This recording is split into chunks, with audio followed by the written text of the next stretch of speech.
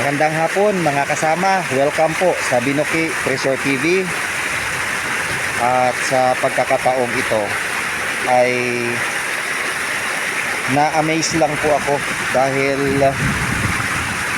mayroon akong napansin sa sapang ito na kung bakit ay kinain na po ng sapa ang bahagi na ito at ito ang lumabas. Kaya nakapagtataka dahil ang area na ito ay isang treasure site. So doon mayroong mapa doon at bandarian. Kaya sa aking paglalakad pauwi na kami, ayan, wala kaming payong, dahon ng saging. Ang mga kasama ko nandun na at may inaayos lang kami doon banda sa taas. So puntahan muna natin yung mapa. So ito ay mapa, no? So may mga dots siya at hugis o pentagon o anuman. At yan, may mga bato na nariyan at nag-umbok yung bahagi dito. Dati dinadaanan namin ito rito, pero ito pantay pa. Ayan, may pangpang na siya. So mataas, siguro mga 5 feet yung kinain ng ilog at ito na ang lumabas. So nakakapagtaka lang kung ano ang nangyari dito. Actually kinain ng ilog at dito lagi kong pinupuntahan at tinitingnan nung tag-araw. Ayan yung bato na yan, pinuplot na ng ibang treasure hunter, pero may marka ito rito. Kapag katag-ulan, saka lang nagkakatubig ito. Ayan siya sa baba, oh. So malalim at may malaking puno dati dito, sabi ng matanda na nakakasama namin. Ayan, dyan banda may malaking puno.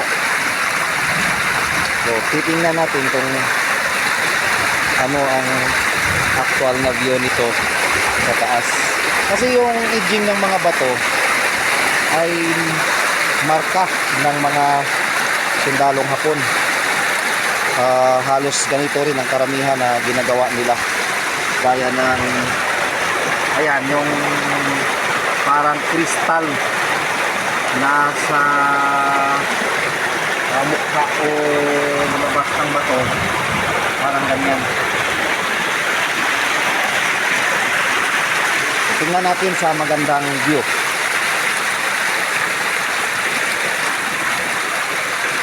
Malalim na rito. Ito, mga bato niya.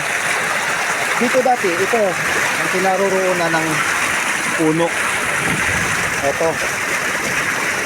Ito pa nga, oh. Ayan, oh. Patay na puno. Ito yung kinaroroonan ng patay na puno.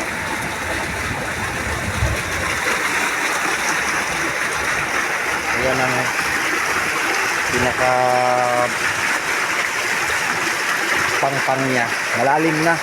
Dati pantay ito. Ayan siya. So dito ang patay na puno. Ito ang ugat. So dito na posisyon yung patay na puno. So titingnan natin mabuti kung ano ang makikita natin dito.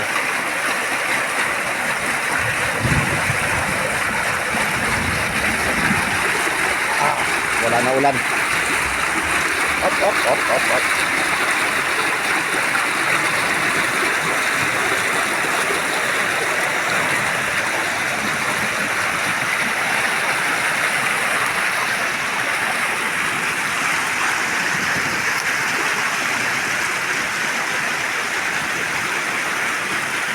Ang ganda ng forma, pero palaisipan din kung yan nga ba ay likas o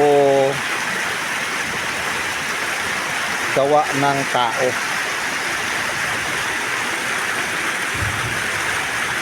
Kasi ang sa akin lang, yung binabatayan ko dito na isa sa mga marker nila ay yung mga bato na parang kristal siya.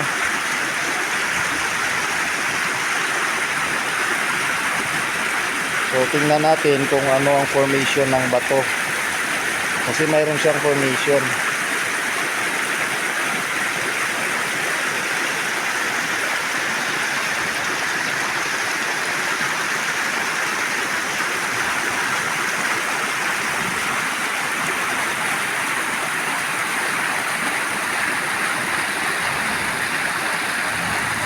Pero bago tayo magtapos, inaanyayahan namin kayo doon sa mga bagong nakakapanood sa channel na ito na mag-subscribe at mag-like o i-share din sa ating mga kaibigan, dahil malapit na ma-monetize ni YouTube yung channel natin, kasi mayroon ng 30. So bali 970 na lang. Magiging 1,000 subscribers na tayo. Actually yung lugar na ito yung view niya. Yan. So may mga bundok yan dyan. Yan. So ito ay facing east. Yan ay facing east. Sa likuran ko dating airport dito sa west banda. Dating airport ng mga Hapon. Ayan. So medyo masukal at hindi pa na-develop ang lugar na ito.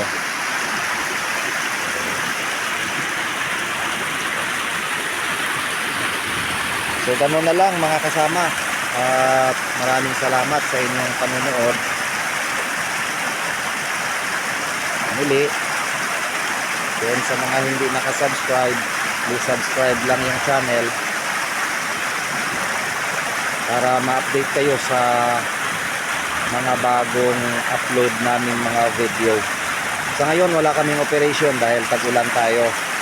So may isa kaming site doon, may site kami na tinitira, pero tumigil lang kami dahil tag-ulan tayo ngayon. So ito ay very interesting sa akin kung ano nga talaga ito, kaya tinungaan ko na lang ng video. So nagkataon lang na malakas ang ilog o tubig. Actually yung tubig na ito sa tag-ulan lang, may diversion itong tubig dito. Ayan ilat din ito hanggang doon. Kumbaga pinagsangalang nila, pero isa lang ang pinanggalingan doon banda sa taas. Hanggang sa kabila may ilog din yan dyan. Ayan, may ilog pa, tapos bundok na yung naroon. So salamat ng marami sa inyong panunood, at paalala ko lang sa inyo, mag-ingat po sa mga paghuhukay kung mayroon man, dahil ang mga site na pinagbaunan ng mga sundalong Hapon ay may mga patibong, at ito ang dapat una nating alamin kung tayo po ay naghuhukay. Hindi lang puro tayo kayamanan. So maraming salamat at mabuhay ang treasure hunting.